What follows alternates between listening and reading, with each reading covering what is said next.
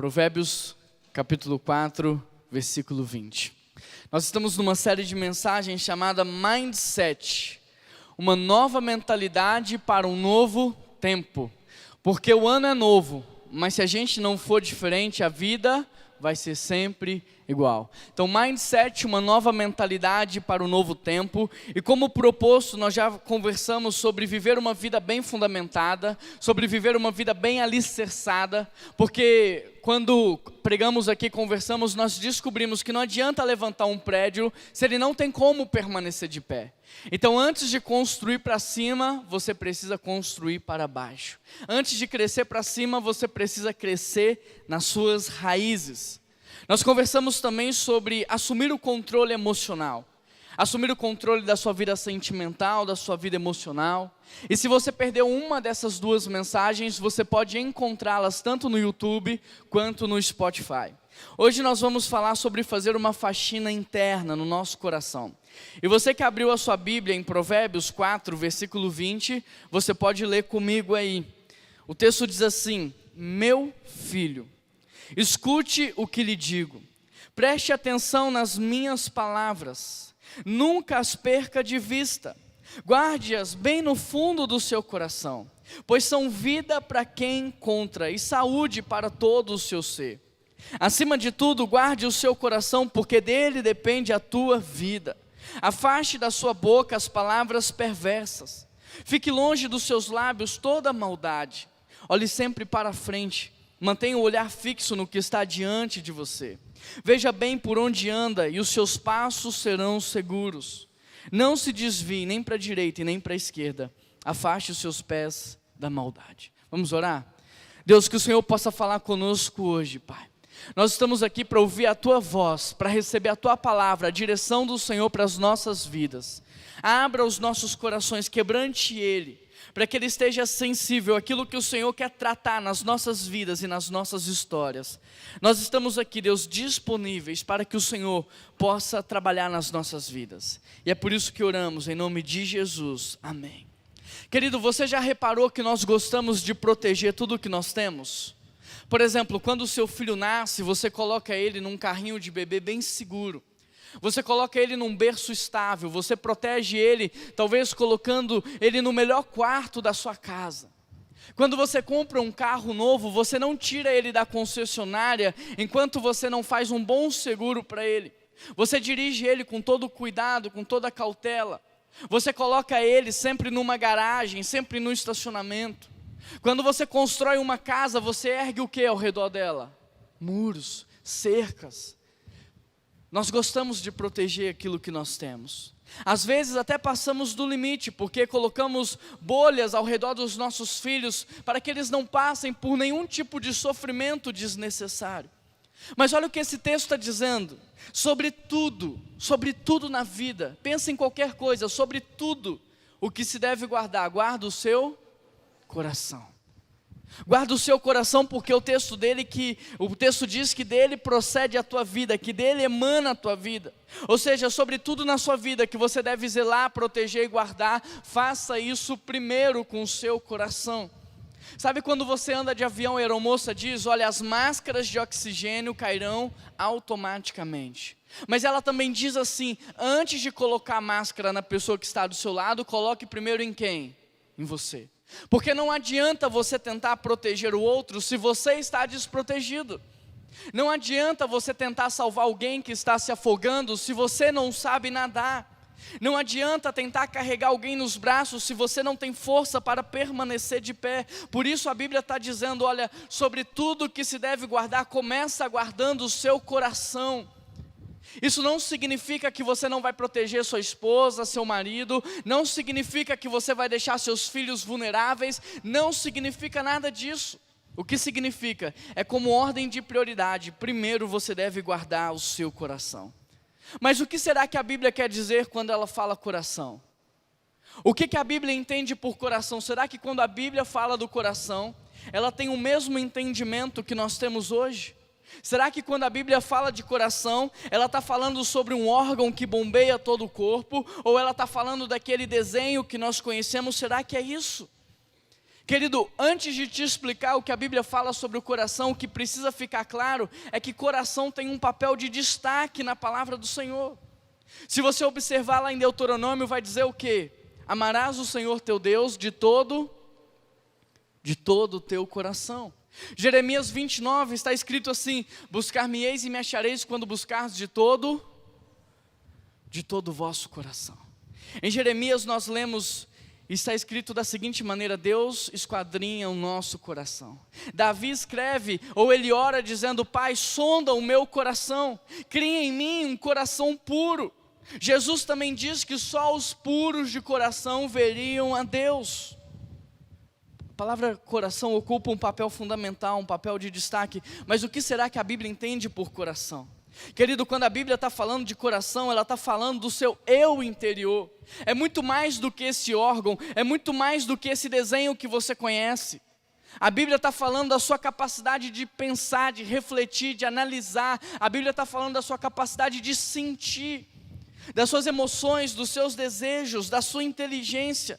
Coração na Bíblia é o que você é no seu interior. Um grande exemplo para isso é o que Pedro diz: a beleza de vocês não deve ser externa. Pedro diz que a beleza de vocês tem que ser interna, apresentada a Deus através de um espírito dócil e tranquilo, porque é isso que agrada a Deus. O que Pedro está dizendo é: querido, não se preocupe apenas com a sua beleza externa, porque ela passa. Se preocupe principalmente com quem você é por dentro. É isso que Deus fala para o profeta Samuel quando ele está à procura de um novo rei para Israel. Ele diz assim: os homens olham aquilo que está diante dos olhos, mas o Senhor vê o coração. Em outras palavras, o que Deus está dizendo é: todos esses filhos de Jessé podem ser fortes, bonitos e apresentáveis, mas nenhum deles tem o coração de um rei. Será que você não tem outro filho? E aí Jessé diz: não, tem um que está no campo. Então manda chamar esse. E aí quando Davi chega, Deus olha o coração e encontra em Davi um coração de um rei, um coração de um homem temente, um homem quebrantado. Por isso a Bíblia está dizendo: guarda o teu coração. Guarda o teu coração, porque você precisa ser melhor por dentro do que você é por fora. Guarda o teu coração, porque você precisa ser mais bonito por dentro do que você é por fora. E se nós quisermos ser melhores, maiores, mais bonitos por dentro do que por fora, então a gente tem que guardar. E guardar significa filtrar aquilo que eu sinto, filtrar aquilo que eu penso. Porque nem tudo que eu sinto e penso vem de Deus. Eu preciso passar isso num filtro, numa peneira. Eu preciso cuidar da minha capacidade de reflexão, porque senão eu vou chegar a conclusões que não agradam a Deus. Guarda o teu coração, porque o teu coração é o palco da tua vida. Guarda o teu coração, porque o teu coração é o lugar onde você ensaia quem você vai ser, como você vai viver, como vai ser a sua vida. O coração é o lugar onde nós testamos tudo antes de colocarmos em prática. O coração é o palco das nossas decisões. O coração é o palco dos nossos sentimentos, é onde nós lidamos com os nossos desejos. Coração na Bíblia é onde tudo começa. É isso que o texto está dizendo: guarda, protege esse lugar com toda a sua força, coloca cercas, porque senão a sua vida exterior, ela vai ser influenciada por aquilo que está aqui dentro. Guarda o teu coração, porque ele ocupa papel de destaque, é o lugar mais importante do seu ser. É ali que você vai enraizando os seus princípios, os seus valores. É dali que saem os seus pensamentos, os seus sentimentos. É dali que você projeta palavras, reações, ações. Por isso cuida desse lugar. Cuida do processador da tua vida. Cuida do núcleo da tua vida. E se você observar exatamente isso que está escrito no texto: cuida do teu coração, porque dele emana a tua vida. E aqui eu quero te chamar uma atenção. Quantas vezes você já leu esse texto? Quantas vezes você já ouviu alguém pregar sobre esse texto? Quantas vezes? E será que você sabe o que significa dele procede a vida, dele emana a vida? Porque, querido, essa parte não pode passar desapercebido, ela é muito importante. Nós precisamos entender de uma vez por todas que a vida é consequência do que está aqui dentro. Há uma verdade no mundo espiritual que passa desapercebido por nós, e a verdade é que o mundo espiritual rege o mundo material. Nada foi criado e nem será criado se primeiro não existir uma palavra no mundo espiritual. E disse Deus, haja, e tudo passou a ser criado, a acontecer, a existir. O mundo espiritual rege o mundo material. E exatamente isso que o texto está dizendo aqui, olha, cuida do que tem dentro, porque o que tem dentro influencia o que tem fora. Antes de existir qualquer coisa, primeiro existe uma palavra. Por exemplo, antes desse banco ser criado, primeiro existiu o quê? Um propósito. Esse banco não explodiu, não virou banco da noite para o dia. Antes desse banco ter sido criado, existia um propósito. Um dia alguém pensou, precisamos criar um objeto para o ser humano descansar. E aí foi feita uma pesquisa, esse objeto tem que ser anatômico, ele tem que ser resistente. Então, antes de toda e qualquer criação, sempre existe um propósito. E o que é um propósito? É uma palavra que nasce dentro, é um conceito, é uma ideia. Freud diz, querido, que o pensamento ele é um ensaio da ação. Tudo que é realidade hoje diante de você, tudo que é palpável na sua vida, só é verdade porque uma hora fez sentido aqui dentro. Só é verdade, só é palpável porque uma hora isso nasceu aqui dentro de você. E é isso que o texto está dizendo, guarda, protege, porque dele vem a vida, dele emana a vida. Em outras palavras, tudo que você está vendo acontecer na tua vida só é possível porque um dia você pensou, você sonhou, você sentiu, você orou. Então por que a vida está como está? Por causa do que tem dentro do coração. Por que a sua vida está como está? Porque o seu coração tem o que tem. Por que a sua vida é diferente da minha vida? Porque o que tem no seu coração é diferente do que tem no meu coração. E o que tem dentro do coração é o que gera o que tem do lado de fora. O que tem dentro do coração materializa o que existe do lado de fora. Por exemplo, a psicologia diz que todas as vezes que nós vamos tomar uma decisão, nós tendemos a olhar para dentro na procura de algo que justifique, que me autorize tanto a prosseguir, tanto a continuar, quanto a desistir. Deixa eu ilustrar isso. Quando Davi vai enfrentar Golias, antes dele ir para o combate, ele olha para dentro. E quando ele faz isso, ele encontra uma vida enraizada em Deus, uma vida bem fundamentada em Deus. Quando ele olha para dentro, ele encontra uma vida de relacionamento, ele tem intimidade, ele tem unção, ele tem autoridade de Deus. Quando ele olha para dentro, ele vê que ele já venceu um leão, ele percebe que ele já venceu um urso, e tudo isso dá coragem para ele prosseguir, dá coragem para ele avançar e derrotar Golias. Mas se você observar, Davi primeiro lutou batalhas internas, para depois vencer as batalhas externas. Se você observar, Davi primeiro encontrou dentro do seu coração a possibilidade de derrotar Golias, para depois vivenciar essa vitória. Agora, ao mesmo tempo que isso acontece com Davi, se você observar, passado algum tempo, ele se torna rei. Ele está vivendo agora muitas glórias, e por causa disso, ele já não protege tanto o seu coração. Ele está se achando invencível, imbatível, e o seu coração começa a ficar vulnerável. E nessa vulnerabilidade, o que acontece? Ele tem uma derrota moral. Davi, ele trai o seu melhor amigo. Davi tinha um exército de elite composto por 37 soldados que andavam ao redor de Davi o tempo todo. Homens que estavam dispostos a dar a vida por Davi. Davi, ele está traindo um desses soldados. Davi está traindo Aitofel, seu conselheiro pessoal. Quando ele se deita com Betseba, ele está traindo toda a sua roda de amigos, a sua família. Davi tem um pecado, ele tem uma queda moral.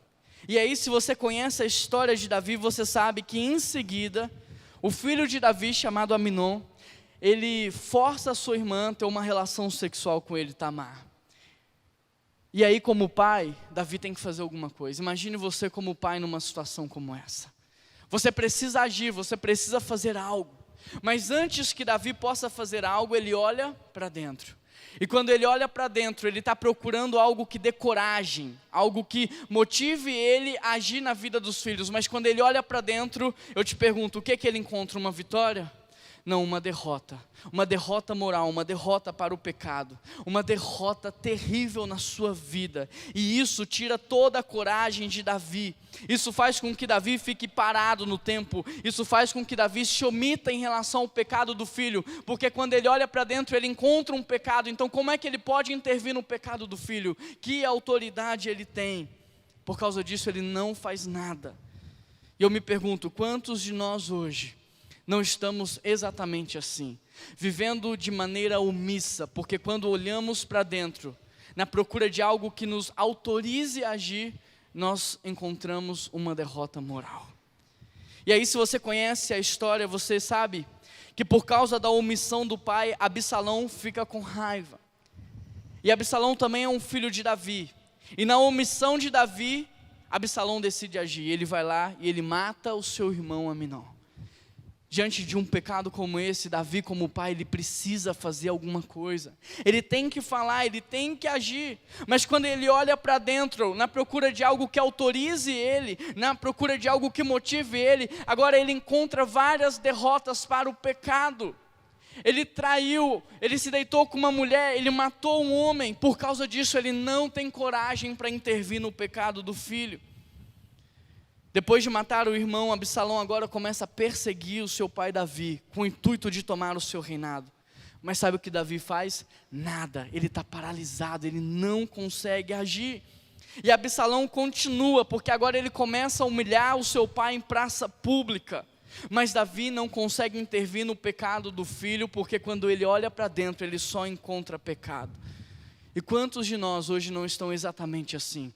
Não conseguimos intervir, não conseguimos agir, não só na vida do filho, mas às vezes na vida da esposa, do marido, às vezes é um colega, e você começa a pensar, não, deixa isso para lá, não, vou falar nada não, deixa passar, e a gente vai sendo omisso. Mas querido, omissão não é só preguiça, omissão é pecado. Omissão é pecado, nós não podemos ver o nosso filho caminhar para um caminho de perdição e não interceder pela vida dele, e não abraçá-lo, e não acompanhá-lo, e não andar com ele. Eu não posso ver a minha esposa tendo atitudes erradas e não falar nada, ou o marido, não é possível isso é pecado. Por isso, nós precisamos, em nome de Jesus, vencer as batalhas que existem dentro de nós, confessar os nossos pecados, tratar o nosso coração diante de Deus, para que diante de uma situação complicada, nós possamos olhar para dentro, ao invés de encontrar pecado e derrota, nós possamos encontrar vitória, para que a gente tenha coragem, ousadia para agir. Enquanto Davi estava no campo, querido, olha o que acontece. Ele encheu seu coração da presença de Deus. Enquanto Davi estava lá no campo, ele estava tendo intimidade, ele estava fundamentando, enraizando a sua vida com Deus. Ele estava guardando o seu coração. E quanto mais Davi fazia isso, mais ele tinha vitórias na sua vida. Mas quando Davi se torna rei, ele descansa. Ele deixa seu coração vulnerável, desprotegido, e é exatamente nesse momento da história que Davi começa a viver uma sucessão de derrotas na sua vida. O que nós aprendemos com a Bíblia é que um homem e uma mulher de Deus não cai da noite para o dia, ele vai caindo ao longo dos meses, ele vai tombando. E é por isso que o texto está dizendo, olha, sobre tudo que se deve guardar, guarda o teu coração, protege ele, pastoreia teu coração. Se hoje tem algum sentimento ruim, algum pensamento que não vem de Deus, algum pecado que não foi tratado, coloca isso diante do Senhor e trata. Porque Davi não caiu quando ele se deitou com Betseba, Davi foi caindo. Davi começa a cair quando ele abre mão dos valores de Deus para abraçar os valores do mundo. Havia uma profecia que o rei de Israel não poderia ter muito ouro, nem muito cavalo e nem muitas mulheres. Mas todos os reis daquele tempo poderiam ter tudo isso. Por causa disso, Davi abre mão daquilo que Deus estava dizendo, e ele abraça aquilo que o mundo estava oferecendo para ele. Querido, há coisas que são permitidas para os outros, mas não é permitido para você que é um filho de Deus. Há coisas que hoje são comuns, são normais, mas não é comum nem normal para você. Não abra mão daquilo que Deus tem para a sua vida. A segunda coisa que Davi faz é que agora, porque ele tem muito ouro, muito cavalo e muitas mulheres, ele começa a se enxergar diferente. Ele acha que ele é o cara, ele pensa que ele é o grande rei, o bambambam, ele conquistou tudo, ele se vê diferente, ele começa a se esquecer de Deus, e por causa disso ele vai permitindo que o seu coração cultive pensamentos e sentimentos impróprios. Davi vai se afastando de Deus, ele vai tombando. Davi vai perdendo integridade, até que ele tenha queda moral, até que ele trai, até que ele mata, até que ele destrói toda a sua família.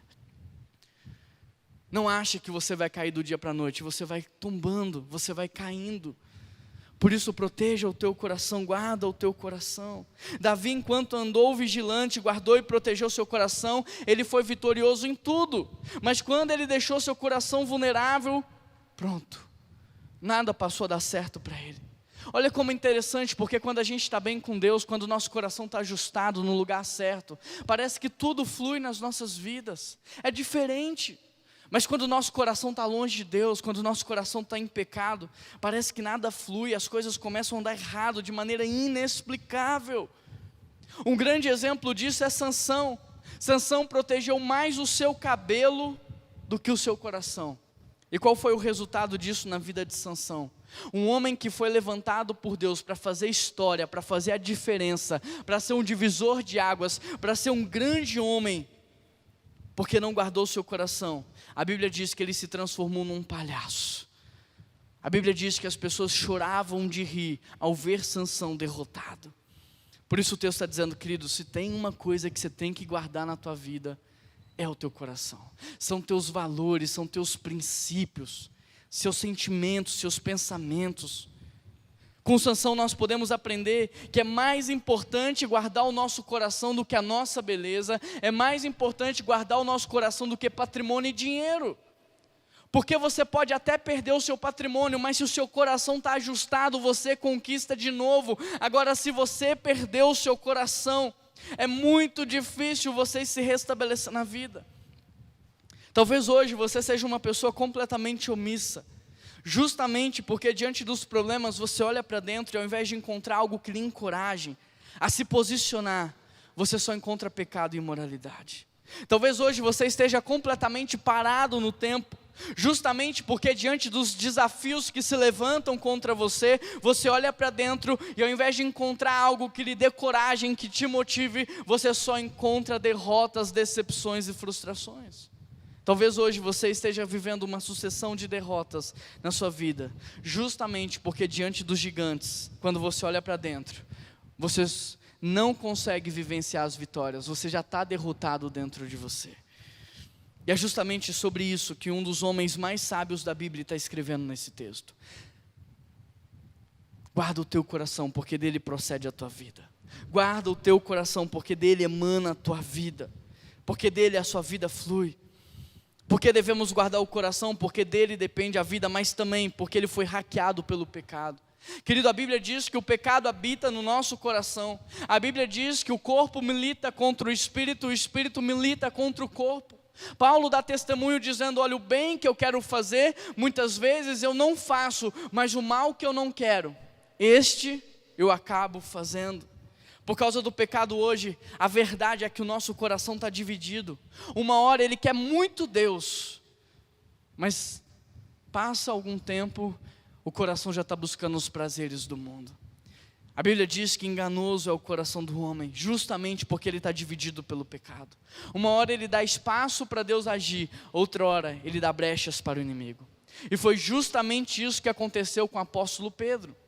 O inimigo encontrou uma brecha, o inimigo plantou uma semente, essa semente cresceu.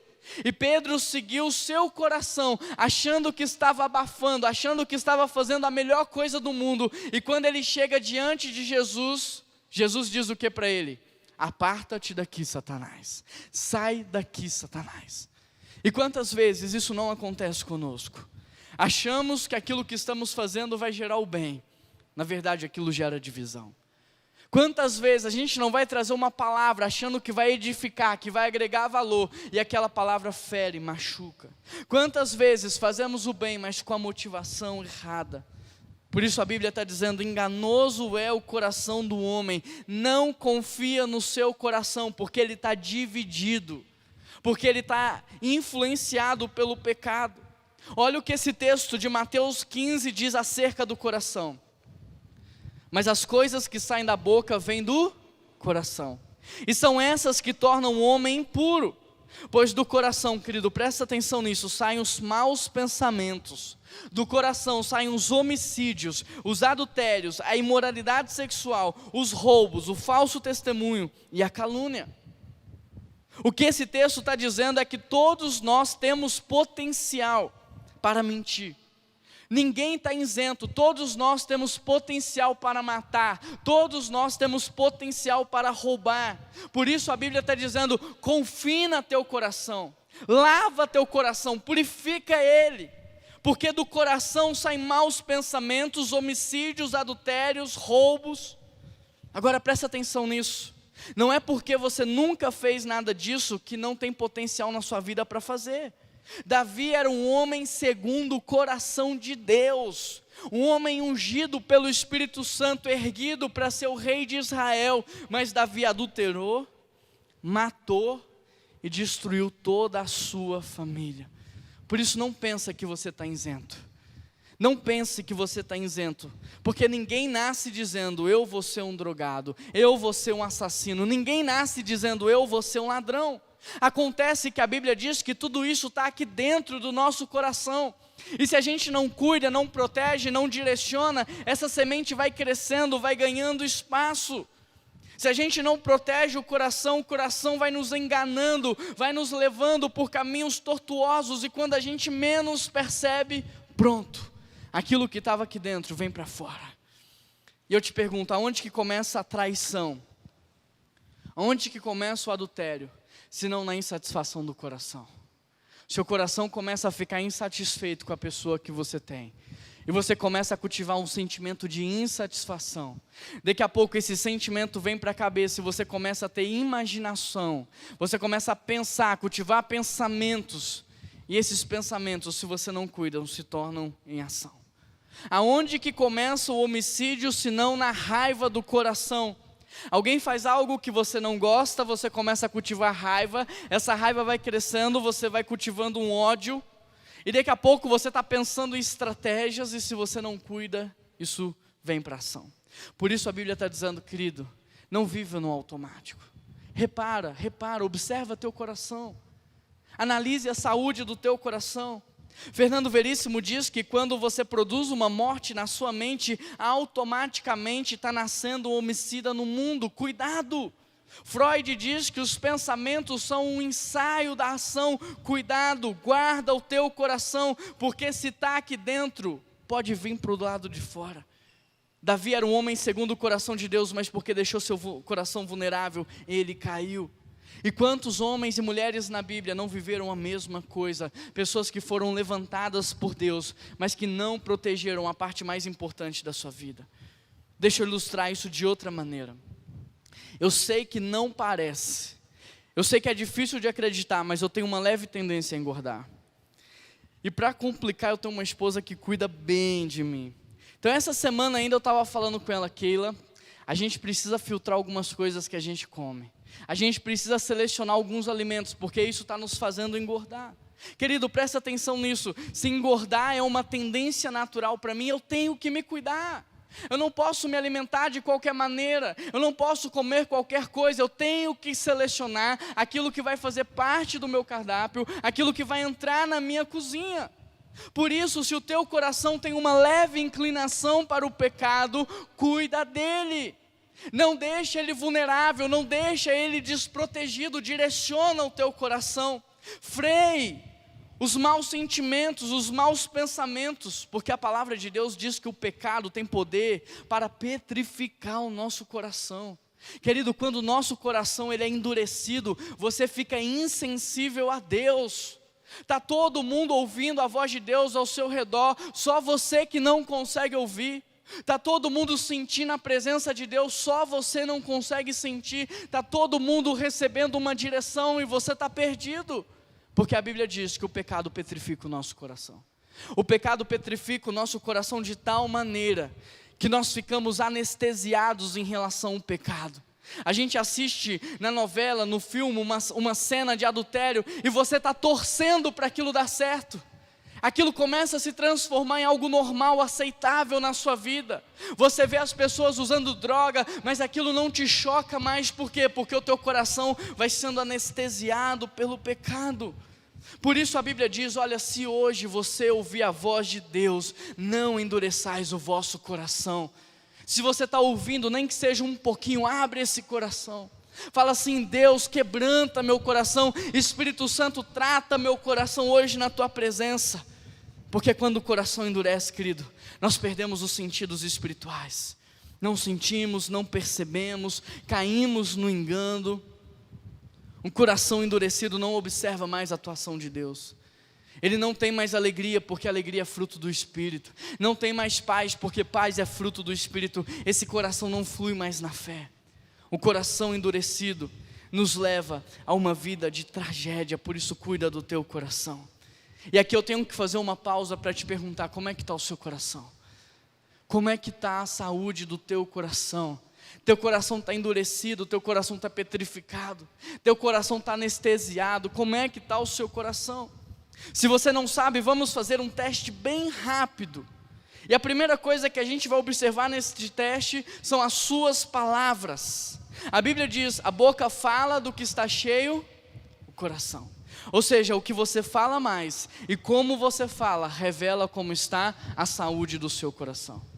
Por exemplo, um homem que só fala de mulher o tempo todo, uma mulher que só fala de homem o tempo todo, só revela que o coração está cheio de imoralidade sexual.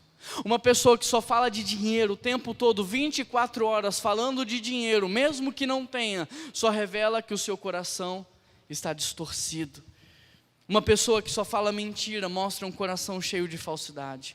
Uma pessoa que só fala de si, do que fez, do que conquistou, do que tem, mostra que o seu coração não está no lugar certo. Uma pessoa que reclama de tudo, que critica, que só fala mal, está com o coração beirando a morte. Mas uma pessoa que é grata por tudo que Deus está fazendo, que reconhece Deus nas pequenas coisas do dia, que percebe o quanto Deus está agindo, que fala de Deus o tempo todo, que fala das coisas boas da vida, que elogia, que reconhece coisas boas no outro, mostra que esse coração está saudável e equilibrado. Passa as suas conversas num filtro. O que sai do outro lado? Observa as conversas que você tem com as pessoas que trabalham, estudam com você. O que sai do outro lado? Sai louvor a Deus, adoração? Saem palavras que glorificam, que honram a Deus? Ou saem louvores ao diabo? Vamos ver agora o seu tempo, porque a Bíblia diz que onde estiver o seu tesouro, estará também o seu coração. Aonde é que você dedica hoje a maior parte do seu tempo? Aonde é que você dedica hoje a maior parte dos seus esforços? Porque é ali que o seu coração está. Aquele é o seu Deus. O lugar onde você passa a maior parte da sua vida revela as suas intenções, as suas motivações, os seus anseios. Por exemplo, uma pessoa que tem tempo para tudo, menos para a família, revela uma falha de caráter no seu coração.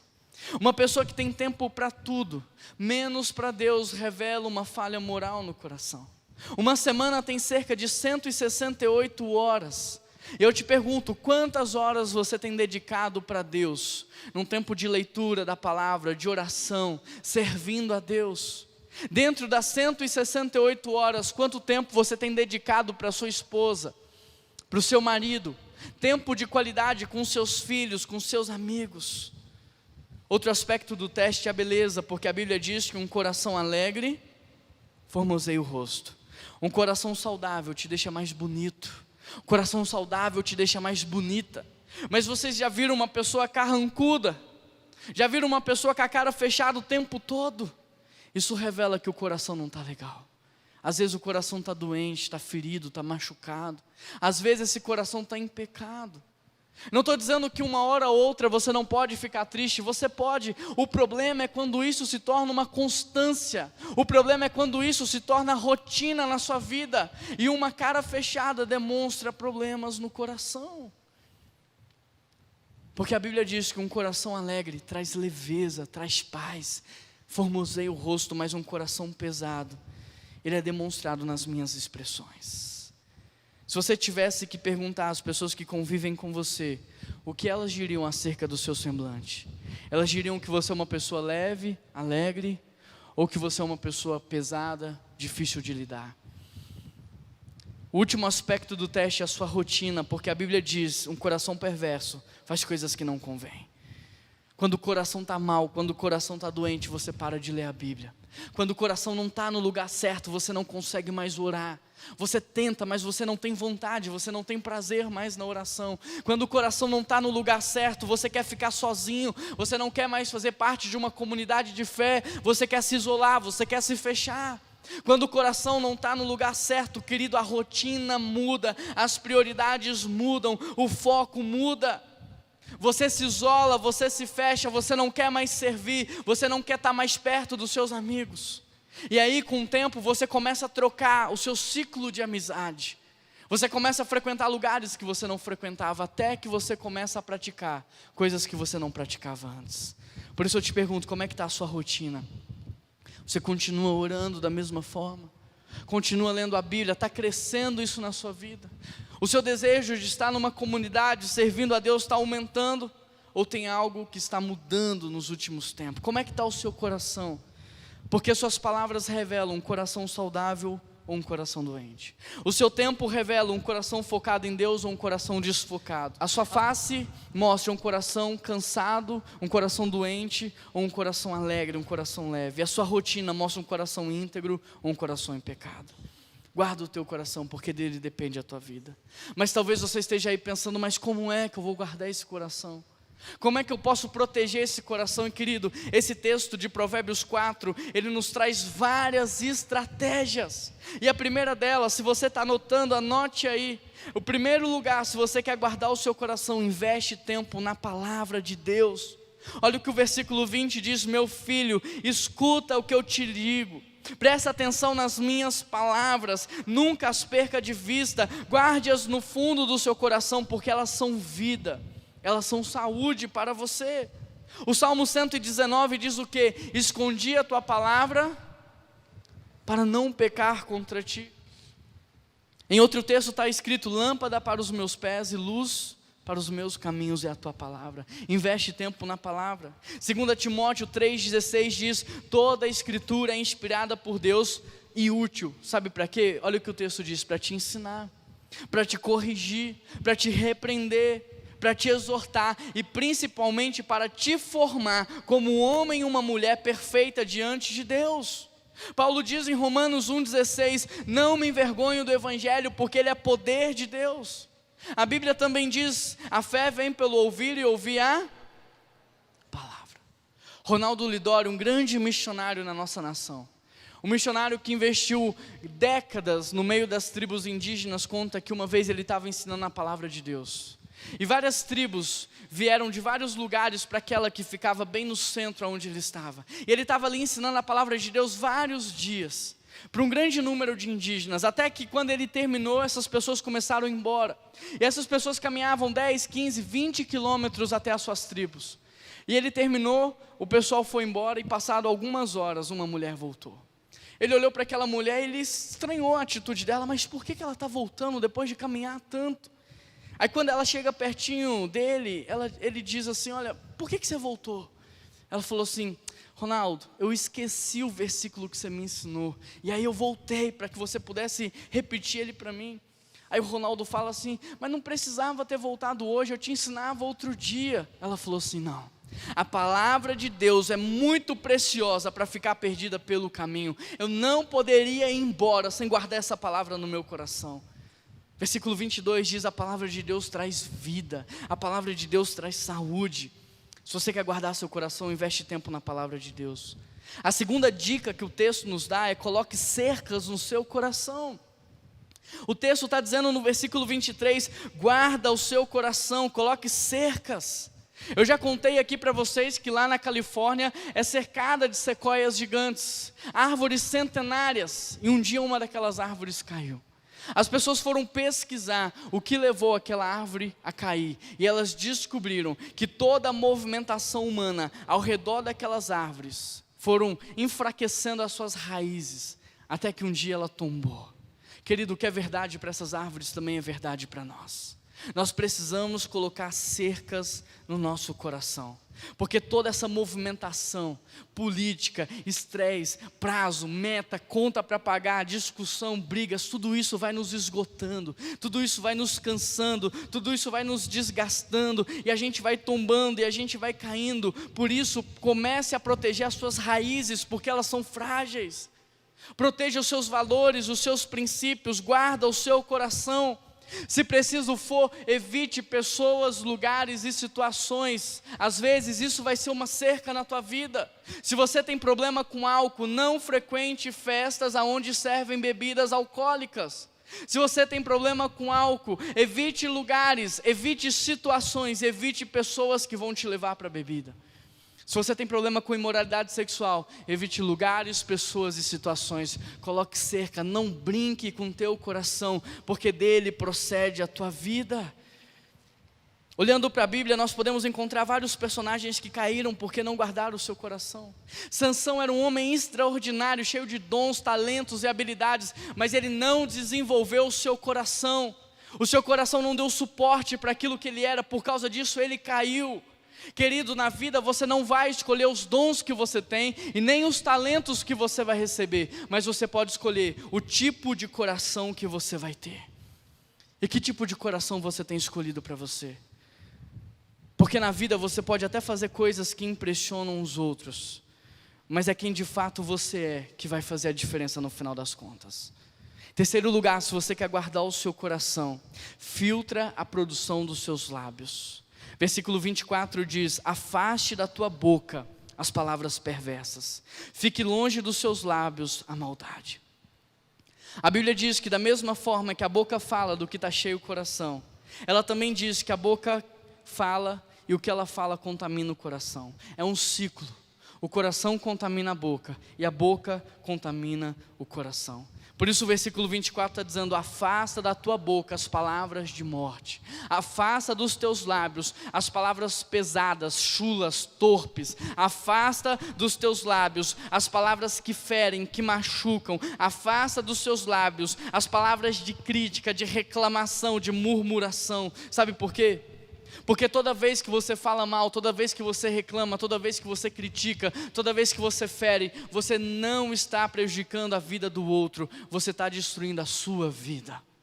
Então filtra a produção dos seus lábios, é isso que o texto está dizendo. Pessoas que falam demais, destroem a própria vida, aumentam o ciclo da contaminação, aumenta o ciclo da destruição. Por isso, se aquilo que você vai falar, se isso não vai agregar valor na vida do outro, se isso não vai abençoar a vida do outro, se isso não vai trazer direção, não fala. A Bíblia diz que o tolo de boca calada passa por sábio. Se você não tem o que falar, se aquilo que você vai falar não vai abençoar, não vai melhorar, silencie os teus lábios, filtre os teus lábios. Porque a Bíblia diz que a morte e a vida estão no poder da língua. E a língua é um pequeno órgão, mas se não controlada, ela pode dominar todo o seu corpo. Por isso a Bíblia ela é comparada tanto ao freio de um cavalo quanto ao leme de um navio. O freio controla a força do cavalo, o leme traz direção. Se você não controla a sua língua, ela controla o seu corpo e ela dirige os seus passos. Por isso, filtra a produção dos teus lábios. Filtra o que tua boca fala, porque aquilo que você está falando está trazendo condenação sobre você mesmo. A nossa língua, a nossa boca tem que ser usada para abençoar, para trazer direção, para autorizar, para guiar, para trazer valor para a vida dos outros. Nós temos que ser usados por Deus para abençoar vidas, famílias. Mas eu te pergunto, como é que você tem usado a tua língua? Em quarto lugar, se você quer guardar seu coração, ajuste o teu olhar. Versículo 25 diz: olhe sempre para frente, mantenha o seu olhar fixo no que está diante de você. Querido, tem muitas pessoas dizendo: a vida está difícil, mas porque está revivendo aquele dia mau, de 30 anos atrás até hoje. Está revivendo o dia do passado, todos os dias da sua vida. Está vivendo escravizado, sequestrado pelo passado. Está olhando para trás, está caminhando para frente, olhando para trás. Mas o texto diz: olha para frente, ajusta o teu olhar. E eu te pergunto, aonde foi que Deus colocou os teus olhos? Na frente ou atrás? é para você olhar para onde.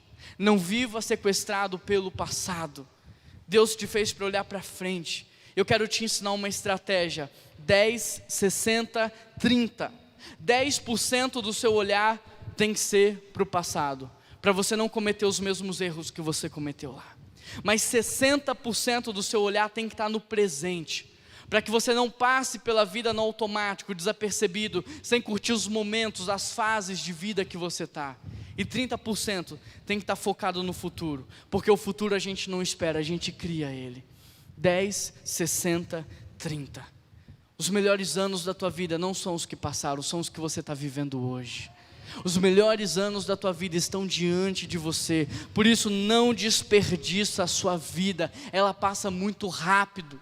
Cada dia, cada semana, cada mês, cada ano é um presente de Deus para você viver o novo, para você viver o sobrenatural. Olha para frente.